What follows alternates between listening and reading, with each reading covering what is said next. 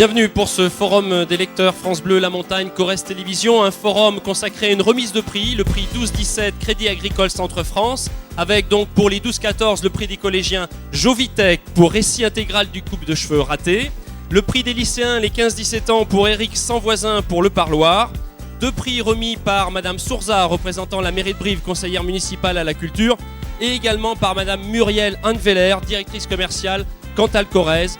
Une remise des prix animée par Marie-Madeleine Rigopoulos.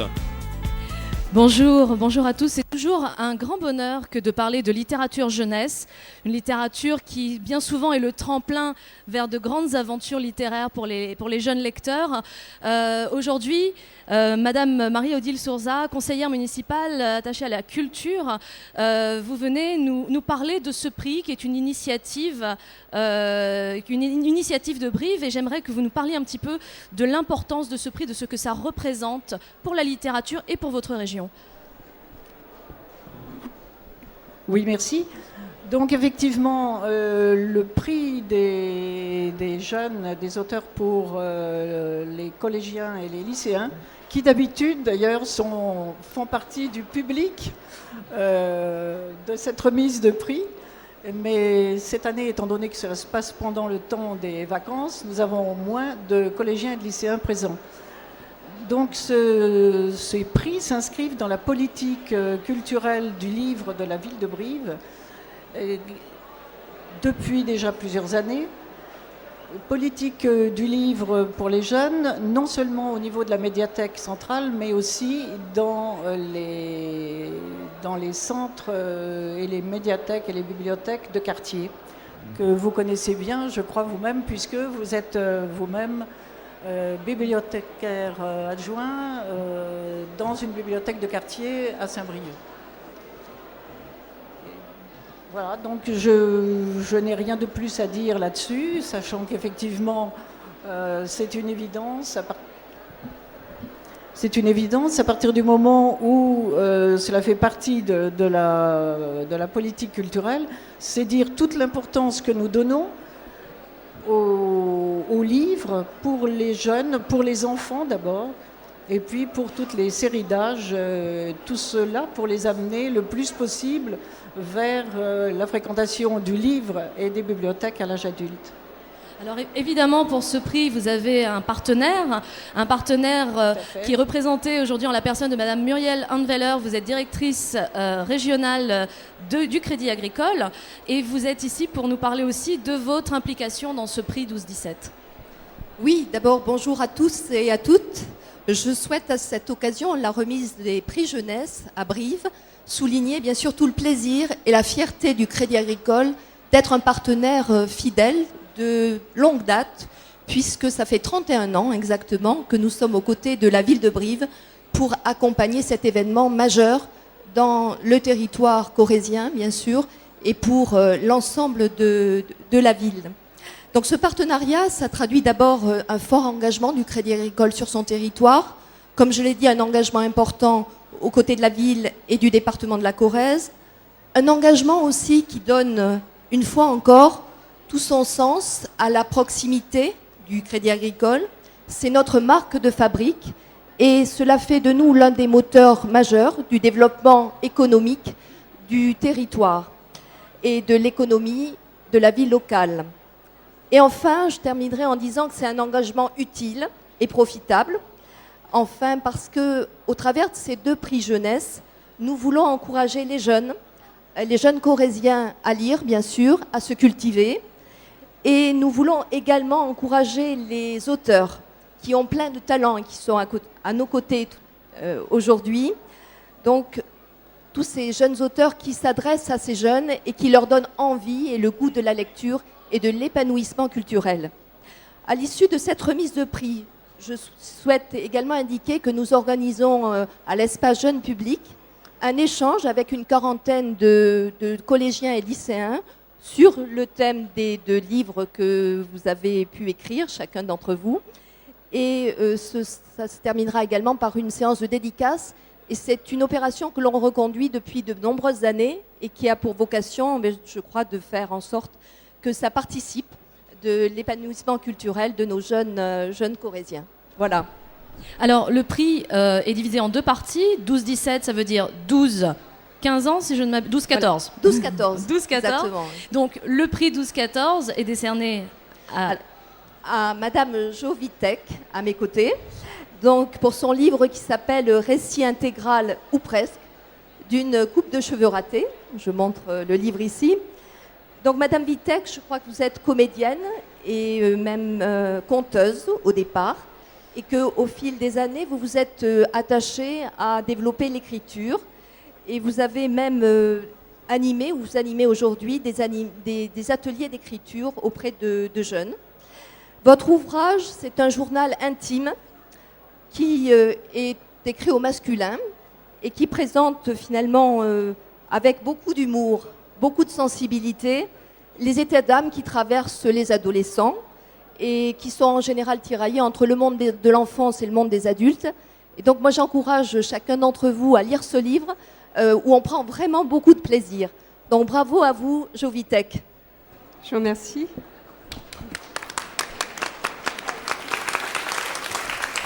Vous encouragez peut-être à nous donner déjà votre réaction et peut-être également quelques éléments sur ce livre.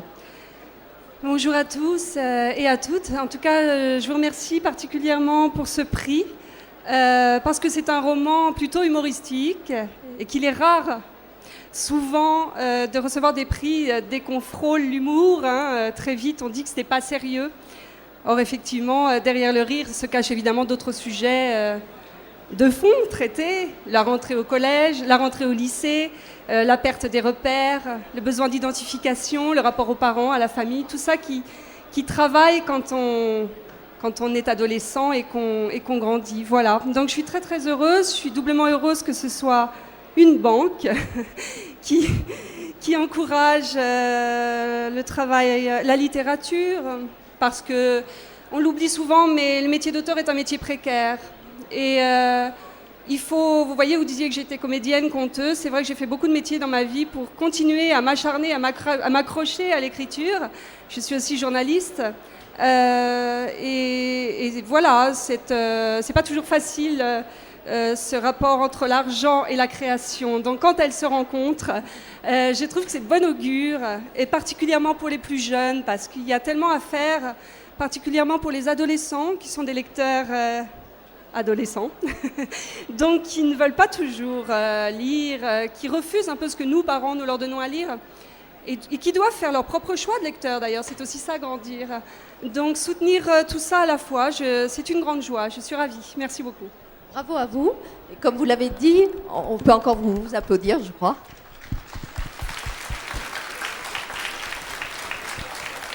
Comme vous l'avez dit, symboliquement, on va réunir un peu l'argent et puis la culture. Et j'ai le plaisir de vous remettre donc ce chèque de 1 500 € pour vous encourager dans votre métier.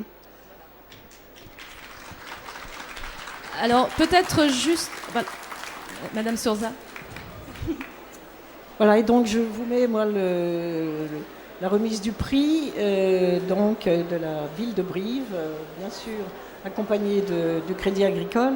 Et j'ai beaucoup aimé, et je me suis dit qu'effectivement, ça parle tout de suite, parce que le titre de votre roman, c'est Une coupe de cheveux ratés, et vous dites derrière, dans la vie, il n'y a rien de pire qu'une coupe de cheveux ratés, enfin presque. Et c'est vrai que pour les adolescents, et je les connais bien, la coupe de cheveux, ça a quand même une extrême importance. Et alors, si elle est ratée, c'est pire. Je crois que pour les adultes aussi.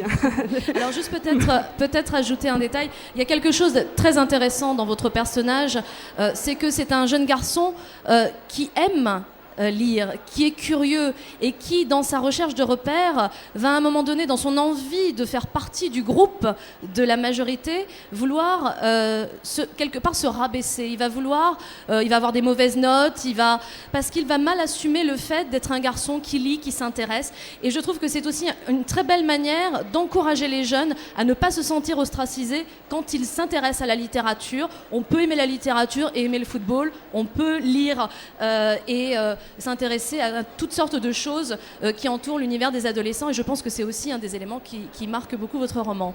Oui, c'est ce que j'ai voulu faire avec ce personnage, Xavier. Au départ, c'était vraiment l'envie d'un nouveau romantique. J'avais envie, je suis assez engagée pour une éducation égalitaire de nos enfants, Et j'avais envie d'un garçon qui parle d'amour, parce que très souvent, dès qu'on est dans le roman sentimental, c'est extrêmement rose et à papillon, comme s'il n'y avait que les filles qui aimaient. Donc j'avais envie d'un vrai héros romantique qui parle de ses émotions. C'est encore un sujet tabou aujourd'hui pour rencontrer des jeunes garçons. C'est pas si facile cette parole de l'éros quand on est jeune. Et la littérature, oui, lire et être un télo, c'est presque une injure quand on a 15 ans. Et voilà, il cumule un peu ces handicaps-là, mon héros. Mais derrière tout ça, bien évidemment, j'invite à ce droit à la lecture et puis à cette construction de soi par les livres, parce que moi, mes grandes rencontres avec la littérature, elles ont eu lieu à ce moment-là, 14-15 ans. On lit de tout, on se trompe, on fait son propre chemin. Parfois même, on lit plus. On veut plus lire parce que c'est le monde des adultes, parfois, la lecture. Mais voilà, derrière cette comédie et cet humour, c'est de ça que j'essaie de parler, oui. Merci beaucoup, Jovitek. Et donc maintenant, nous allons procéder à la remise du prix 15-17, qui est attribué à Éric Sanvoisin, à nos côtés également, pour son livre donc, qui s'intitule Le Parloir. Donc, Monsieur Sanvoisin, vous êtes actuellement bibliothécaire à Saint-Brieuc, à la ville de Saint-Brieuc, donc en Bretagne, et vous êtes membre du comité de rédaction de la revue Griffon, et également, je crois, auteur de la célèbre série Draculivre. Vous nous direz tout à l'heure.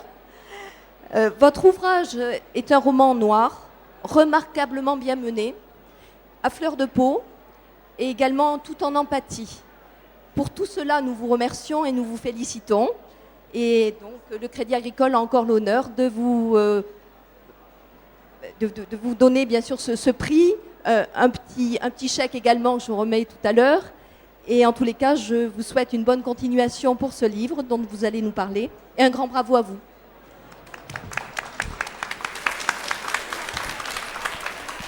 Alors je remercie le Crédit Agricole pour ce chèque qui va retourner au Crédit Agricole parce qu'en fait c'est ma banque aussi, donc c'est rigolo, hein, voilà.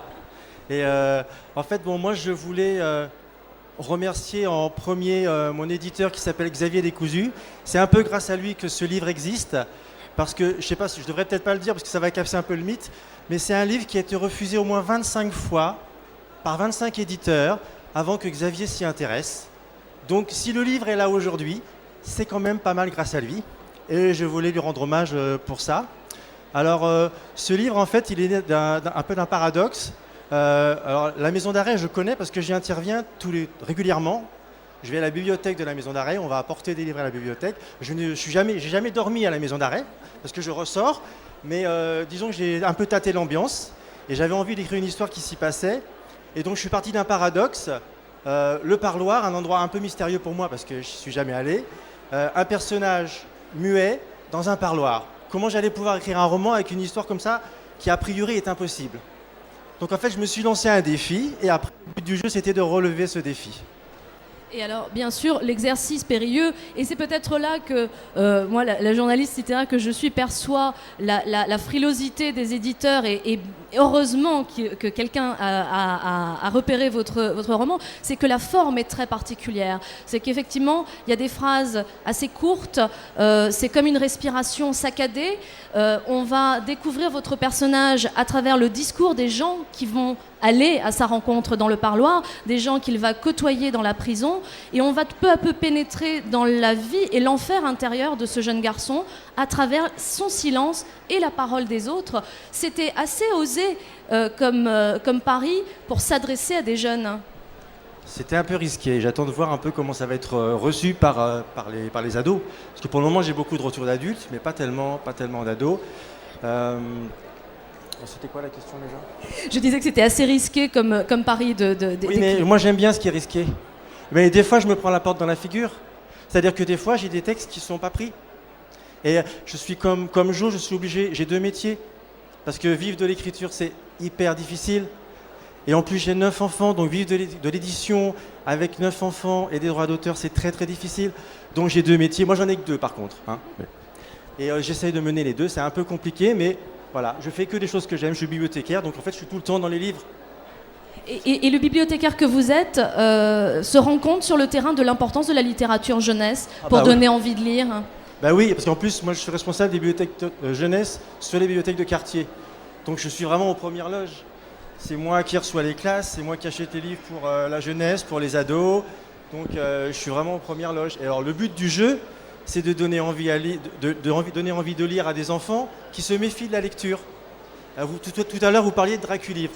C'est une série que j'ai écrite qui s'appelle Le Buveur d'encre. Donc j'ai mis en scène un personnage qui déteste la lecture, qui rencontre un buveur d'encre qui va lui donner le goût de la lecture, enfin de l'encre, mais en même temps, évidemment, des livres. Vous vouliez dire quelque chose, Muriel? Le lien que l'on peut faire entre les deux romans, d'une certaine manière, c'est la capacité de ces deux romans de donner envie. Parce que, je le dis pour les jeunes, c'est un roman à chaque fois qui se lit très très bien, parce qu'il y a des phrases courtes peut-être, mais il y a des phrases très vraies. Et je pense que c'est par la vérité qu'on aime la littérature et qu'on accroche. En fait, c'est un livre qui est fait pour être lu d'une traite. En 1 heure, vous le lisez intégralement, il vaut mieux pas s'arrêter, aller jusqu'au bout. Et en général, la fin surprend tout le monde. Madame Sourza, vous vouliez peut-être ajouter quelque chose? Non, tout simplement, c'est pareil, je regarde le sous-titre de votre roman et j'apprécie. Il est écrit « Les silences, ils sont souvent plus forts que les mots ». Alors, dans un lieu comme celui-ci, qui est celui des mots, et tout sauf de silence, je trouve que c'est vraiment, vraiment très appréciable. Voilà, et ce qui est magique, c'est que probablement seuls les écrivains et peut-être les comédiens sont capables d'illustrer le silence et de nous en rendre compte à nous, lecteurs et spectateurs. En tout cas, merci à vous tous. On vous remet, Éric Sanvoisin, le prix. Madame Sourza. Donc je vous remets le prix des 15-17. Et les auteurs ont rendez-vous au café littéraire avec les collégiens et les lycéens. Donc surtout ne manquez pas cette rencontre et surtout lisez ces livres qui sont absolument magnifiques. Merci à vous tous.